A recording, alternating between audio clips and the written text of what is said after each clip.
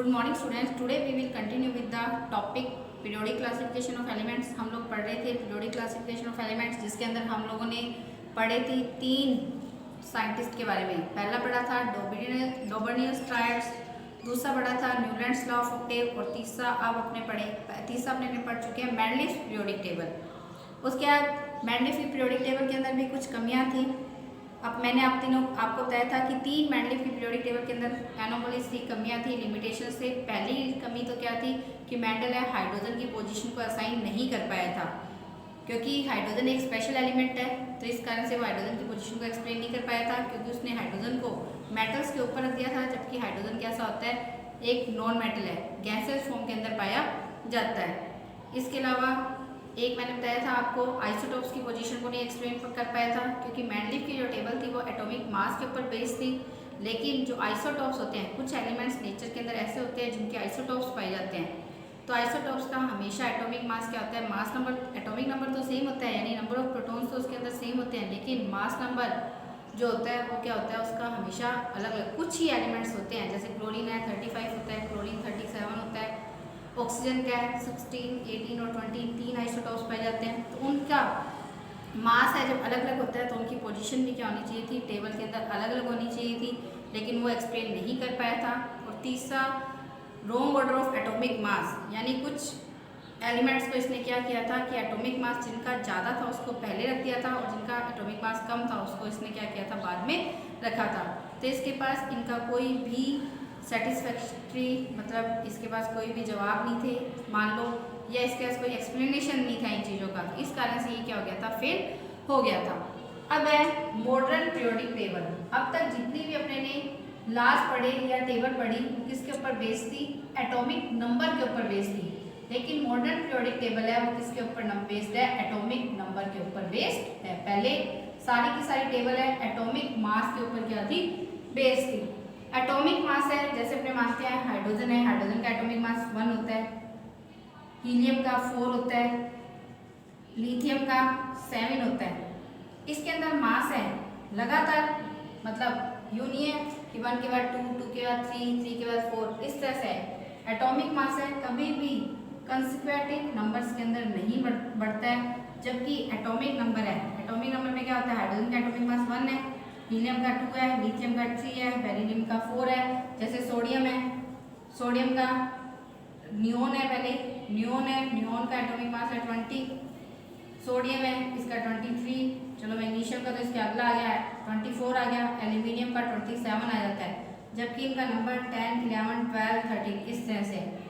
तो हमेशा atomic mass है कभी भी 1 by 1 नहीं बढ़ता है, जबकि एटॉमिक नंबर है 1 by 1 बढ़ता रहता है। हाइड्रोजन का 1, हीलियम का 2, लिथियम का 3, बेरिलियम का 4। तो इस तरह से क्या होता है कि एटॉमिक मास ज़्यादा फंडामेंटल प्रॉपर्टी है, किसी भी चीज़ को एक्सप्लेन करने के लिए वो ज़्यादा फंडामेंटल प्रॉपर्टी है। तो इसी कारण से मॉडर्न पीरियोडिक टेबल है वो एटॉमिक नंबर के ऊपर बेस्ड थी। एटॉमिक नंबर का मतलब अपने को पता है कि number of protons, atomic number का मतलब होता है नंबर ऑफ प्रोटॉन्स। हम लोग ये भी जानते हैं किसी भी एलिमेंट के अंदर एटम क्या होता है, हमेशा न्यूट्रल होता है। तो जब एटम हमेशा न्यूट्रल होता है तो नंबर ऑफ प्रोटॉन्स भी क्या होते हैं, नंबर ऑफ इलेक्ट्रॉन्स के बिल्कुल इक्वल होते हैं। तो प्रोटॉन्स तो कहाँ पर होते हैं, एटम के न्यूक्लियस के अंदर होते हैं प्रोटॉन्स और न्यूट्रॉन्स। इलेक्ट्रॉन्स क्या करते हैं, उसके चारों तरफ चक्कर लगाते रहते हैं, ठीक है, इलेक्ट्रॉन चक्कर लगाते रहते हैं। जैसे अपने बात करते हैं सोडियम की, सोडियम का नंबर है 11, एटॉमिक नंबर है 11, यानी इसके अंदर प्रोटॉन भी 11 है और इलेक्ट्रॉन्स भी कितने हैं, 11 है। इसका इलेक्ट्रॉनिक कॉन्फ़िगरेशन क्या हो जाएगा, 2, 8, 1। के शेल में 2 इलेक्ट्रॉन, एल के अंदर 8। उसके बाद अगर अपने लिथियम का देखते हैं, लिथियम का नंबर है 3, इसके अंदर प्रोटॉन भी 3 है, इलेक्ट्रॉन भी 3 है, Kl2 1। अगर अपने पोटेशियम का देखते हैं, पोटेशियम का नंबर होता है 19, 2, 8, 8, 1, यानी इसके आउटर मोस्ट शेल में भी क्या है, 1 इलेक्ट्रॉन है। तो जिनके आउटर मोस्ट शेल के अंदर सेम इलेक्ट्रॉन्स आते हैं वो हमेशा क्या करते हैं, सेम केमिकल प्रॉपर्टीज शो करते हैं। तो इसने क्या कहा था, मॉडर्न पीरियोडिक टेबल है उसको बताया तो सबसे पहले एटॉमिक नंबर एक फंडामेंटल प्रॉपर्टी होती है, ये बताया तो मोजले ने था। किसने बताया था, मोजले ने बताया था सबसे पहले कि एटॉमिक नंबर के ऊपर बेस्ड है, मॉडर्न पीरियोडिक टेबल बनाई थी। जबकि जो टेबल है मतलब बताया मोजले ने था, लेकिन जो टेबल है वो तैयार किसने की थी? बोहर ने तैयार की थी। आप लोग देखते हो मॉडर्न पीरियोडिक टेबल सबके पास केमिस्ट्री लैब के अंदर अपने जाते हैं तो वहाँ पर एक एलिमेंट्स की टेबल लगी हुई होती है, तो वो एलिमेंट की टेबल है वो किसने तैयार की थी? बोहर ने प्रिपेयर की थी। उसने क्या कहा था कि जब अपने एलिमेंट्स को उनके इंक्रीजिंग एटॉमिक नंबर के अकॉर्डिंग लगाते हैं, हॉरिजॉन्टल रोज में लगाते हैं, जब अपने एलिमेंट्स को उनके इंक्रीजिंग एटॉमिक नंबर के अकॉर्डिंग लगाते हैं तो जिन एलिमेंट की प्रॉपर्टीज सेम होती हैं, यानी जिनका इलेक्ट्रॉनिक कॉन्फ़िगरेशन वापस से अपने आप को रिपीट करता है, यानी जिनके आउटर मोस्ट शेल में 1 इलेक्ट्रॉन वो 1 के नीचे आ जाता है, 2 है 2 के नीचे आ जाता है, 3 है 3 के नीचे आ जाता है, 4 है 4 के नीचे आ जाता है। तो इसने क्या कहा था कि जब भी अपने एलिमेंट्स को उनके इंक्रीजिंग एटॉमिक नंबर के अकॉर्डिंग लगाते हैं तो जिन एलिमेंट की प्रॉपर्टी सेम होती है वो अपने आप को क्या करते हैं कि सेम ग्रुप के अंदर वो अपने आप ही सेम वर्टिकल कॉलम के अंदर आ जाते हैं। अब जो मॉडर्न पीरियोडिक टेबल है उसने क्या किया था कि जो मेंडलीफ की टेबल की 3 कमियां थी उनको भी दूर कर दिया था। कैसे दूर कर दिया था? पहली कमी क्या थी कि उसने क्या बताया था? हाइड्रोजन की पोजीशन को एक्सप्लेन नहीं किया था, हाइड्रोजन को एक्सप्लेन नहीं किया था।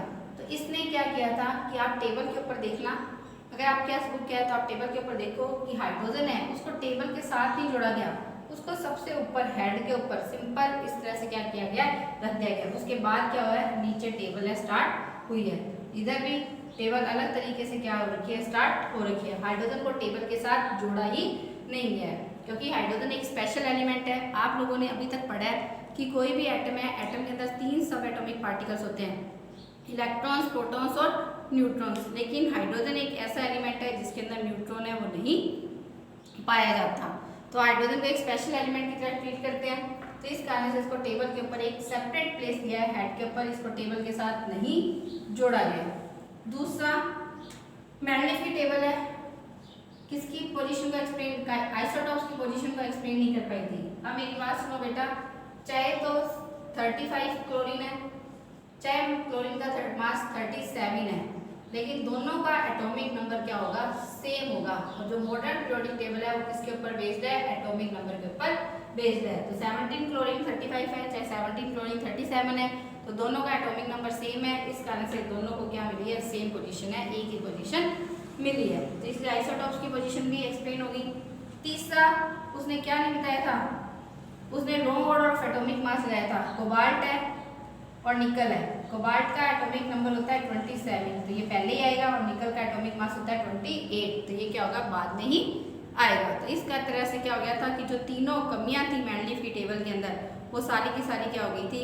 इससे मॉडर्न पीरियोडिक टेबल के ऊपर, मॉडर्न पीरियोडिक टेबल से वो सारी कमियां दूर हो गई थी। तो मॉडर्न पीरियोडिक टेबल है बिल्कुल सेट है, बिल्कुल सही है। मॉडर्न पीरियोडिक टेबल के अंदर 7 हॉरिजॉन्टल रोज हैं, 7 हॉरिजॉन्टल रोज है, और हॉरिजॉन्टल रोज को अपने क्या बोलते हैं?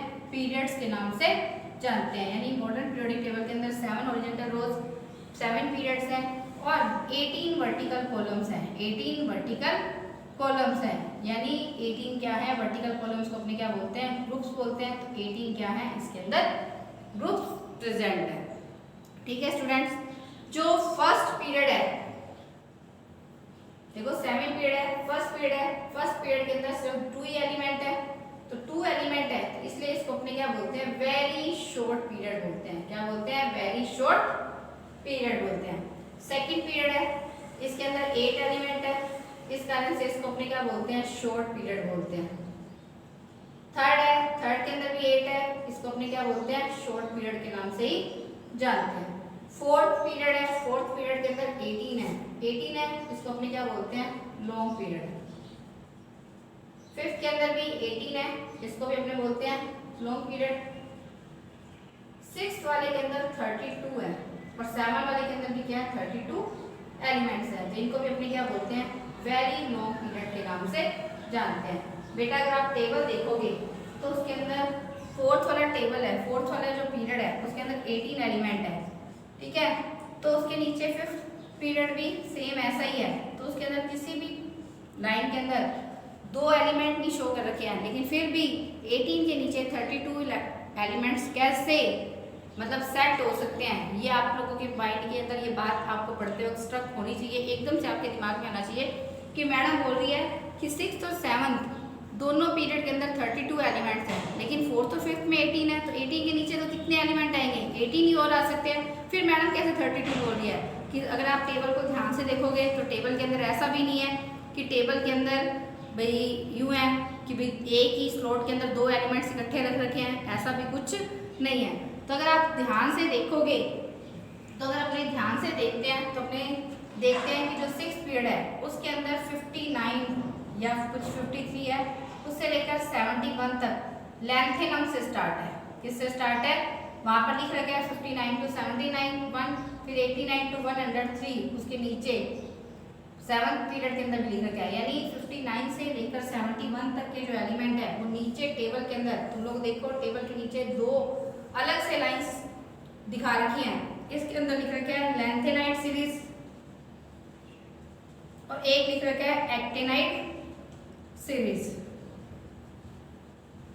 क्योंकि जो लैंथेनम से है 59 से लेकर 71 तक है वो लैंथेनम सीरीज है, क्योंकि इसकी सारी इन सब की प्रॉपर्टीज क्या है कि लैंथेनम की तरह ही होती है।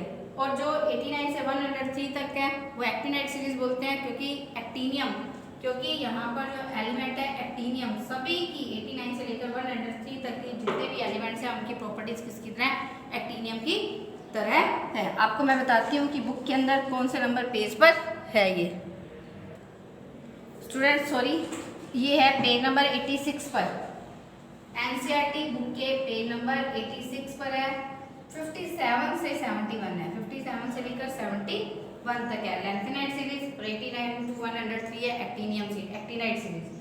ये लैंथेनाइट सीरीज इसलिए बोलते हैं क्योंकि 57 से लेकर 71 तक जितने भी एलिमेंट्स हैं सबकी प्रॉपर्टीज लैंथेनम की तरह होती है, इसलिए इनको अपने क्या बोलते हैं? लैंथेनाइट सीरीज के नाम से जानते हैं। और 89 से लेकर 103 तक जितने भी एलिमेंट है उनकी प्रॉपर्टीज है एक्टिनियम की तरह होती है, इसलिए इसको अपने क्या बोलते हैं? एक्टिनाइट सीरीज के नाम से जानते हैं। स्टूडेंट इसको अलग रखने का क्या रीजन है? सिर्फ और सिर्फ ये रीजन है कि टेबल एक ही पेज पे आ जाए। टेबल क्या आ जाए?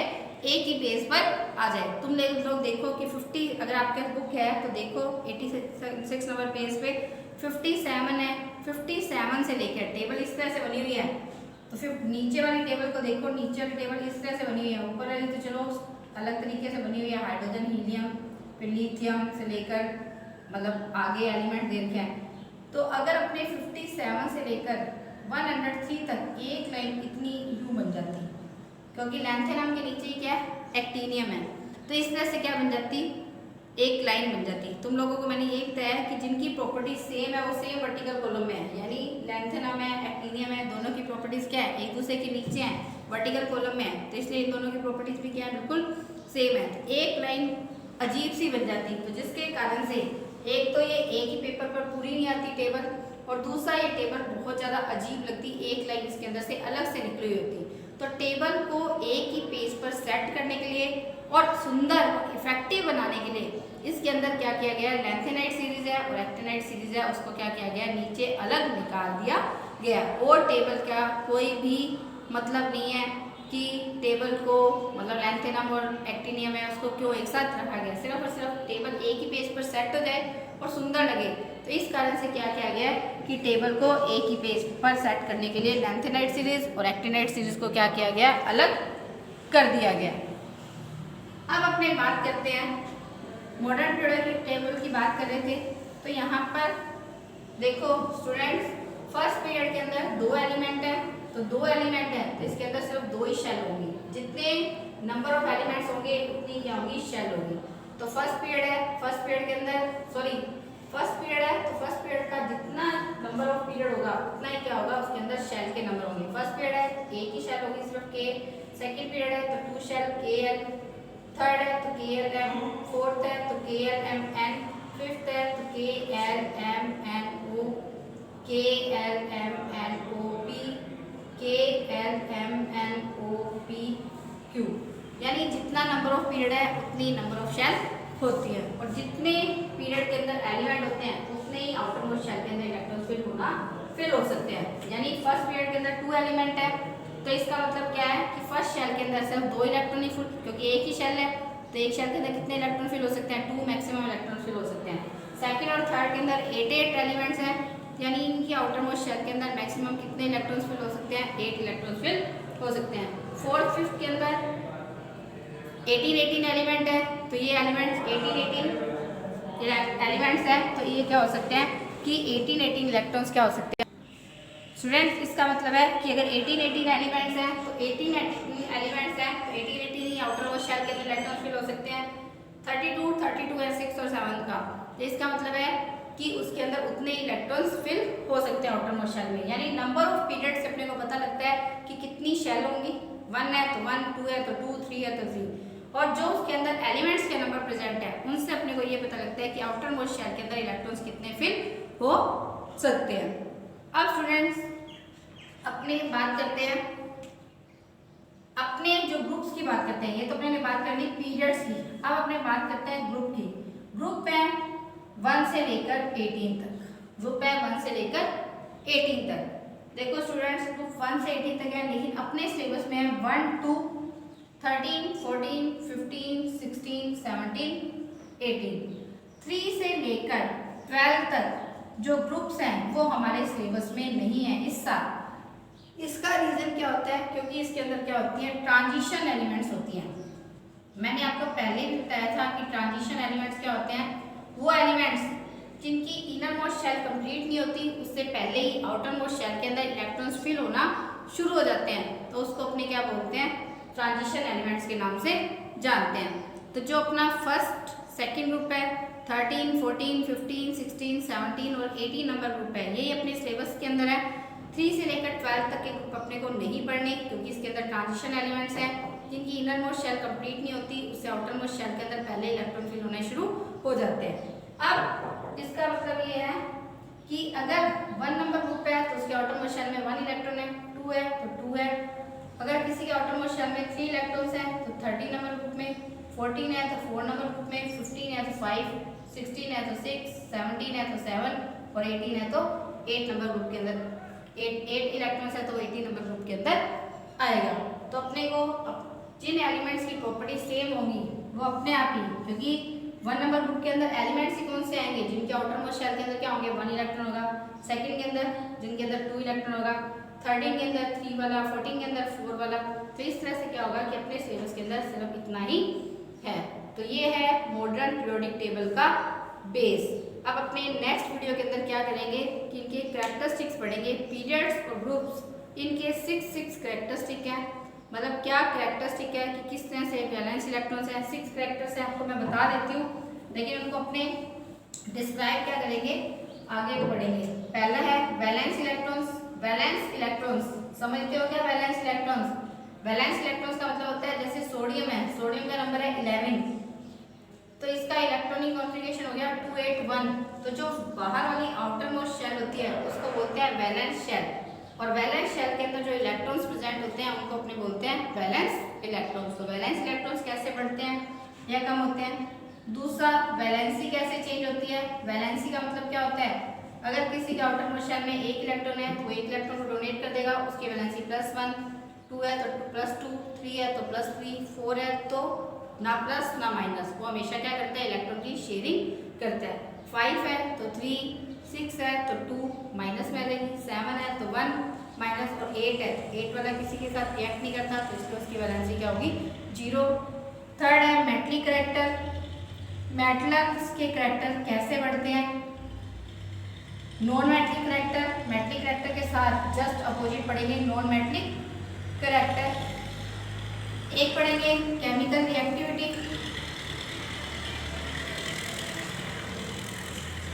एक एटम का साइज, एटॉमिक साइज, और 6 नंबर पढ़ेंगे नेचर ऑफ ऑक्साइड। ऑक्साइड की नेचर कैसी होती है, मतलब एसिडिक होती है या बेसिक होती है। ये 6 करेक्टर पढ़ेंगे, किसके अपने पीरियड्स के अंदर भी पढ़ेंगे और किसके अंदर पढ़ेंगे, ग्रुप्स के अंदर भी पढ़ेंगे। ठीक है स्टूडेंट, तो इसके साथ मतलब केमिकल रिएक्टिविटी होगी। एक बात याद रखना कि हमेशा जो भी टेबल है, टेबल की लेफ्ट साइड के अंदर सारी की सारी मेटल्स हैं, राइट साइड के अंदर सारी की सारी क्या है, नॉन मेटल्स है। जानते हो मेटल्स और नॉन मेटल्स, और बीच में एक इस तरह से लैडर सा दिखा रखा है, बोरोन, सिलिकॉन, इनका कुछ एलिमेंट्स का, इनको अपने बोलते हैं मेटलॉइड्स, जिसको अलग ही कलर से टेबल के अंदर सेट कर रखा है। यानी वो एलिमेंट जिनके अंदर कुछ प्रॉपर्टीज मेटल्स की होती है और कुछ प्रॉपर्टीज क्या होती है नॉन मेटल्स की होती है, उनको अपने क्या बोलते हैं मेटलॉइड्स के नाम से जानते हैं। तो इसके साथ उनको मतलब इस तरह से टेबल के अंदर उसको सेट कर रखा है। Thank you students, have a nice day.